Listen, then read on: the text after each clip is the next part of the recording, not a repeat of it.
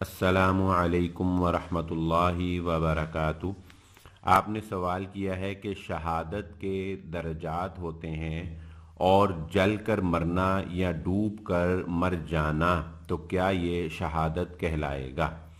वैसे तो ये एक तफसील तलब मौजू है कि शहादत के क्या मरातिब हैं और किस किस को शहीद कहा जाता है और उनका क्या क्या दर्जा और क्या क्या मुकामात हैं, लेकिन इख्तिसार के साथ हम इसको इस हदीस से समझ सकते हैं जिसको इमाम बुखारी रहमहुल्लाह ने और इमाम मुस्लिम रहमहुल्लाह ने अपनी कुतब में दर्ज किया है। यानी ये मुत्तफ़क़ुन अलैहि रवायत है। मुत्तफ़क़ुन अलैहि रवायत का मतलब ये होता है कि इस रवायत को इमाम बुखारी और इमाम मुस्लिम रहमहुल्लाह ताला दोनों ने अपनी किताब में यानी सही बुखारी में और सही मुस्लिम में जो है वो दर्ज किया है। तो जो रवायत इन दोनों किताबों में होती है आप उसके आगे लिखा देखेंगी मुत्तफ़क़ुन अलैहि।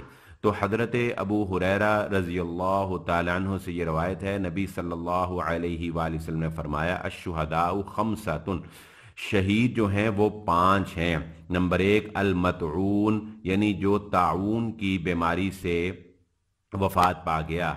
नंबर 2 वल मबतून, जो पेट की बीमारी से वफात पा गया।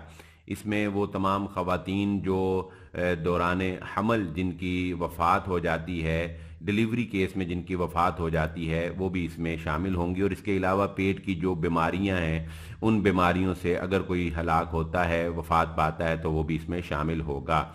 नंबर 3 रसूलुल्लाह सल्लल्लाहु अलैहि वसल्लम ने फरमाया वल गरीको, यानी गरक होने वाला, यानी पानी में डूब कर मरने वाला।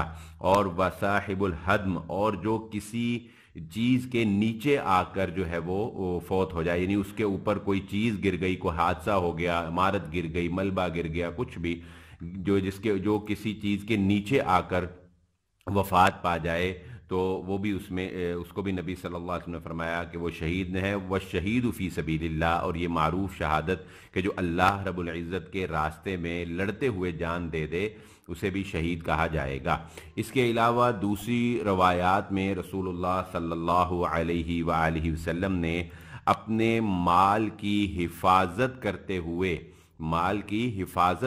हुए जो आदमी मार दिया जाए उसको भी नबी सल्लल्लाहु अलैहि वसल्लम ने शहीद करार दिया है।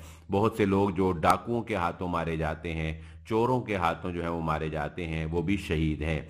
इसके अलावा आज के दौर में ये इस बात को समझना बहुत ज़रूरी है कि वो आदमी जिसको जुल्म करके, जुल्म और ज़्यादती के साथ नाहक कत्ल कर दिया जाए, वो भी शहीद है। और उसकी दलील वो हदीस है जो उहद पहाड़ पर चलते हुए जब वो हिलने लगा तो रसूलुल्लाह सल्लल्लाहु अलैहि वसल्लम ने उसको ऐसे अपने पाँव से जो है वो दबकते हुए आप सल्लल्लाहु अलैहि वसल्लम फरमाया कि ठहर जा, क्या तुझे इल्म नहीं है कि तेरे ऊपर एक नबी है जो खुद नबी सल्लल्लाहु अलैहि वसल्लम थे, एक सिद्दीक है, और सिद्दीक से मुराद हजरत अबू बकर सिद्दीक रज़ी अल्लाह तआला अन्हु। और फरमाया 2 शहीद हैं, और 2 शहीद आपके साथ कौन थे, हजरत उमर इब्न खत्ताब रज़ी अल्लाह तआला अन्हु और हजरत उस्मान इब्न अफ़्फ़ान रज़ी अल्लाह तआला अन्हु, उस्मान गनी जिन्हें हम जानते हैं रज़ी अल्लाह ताला।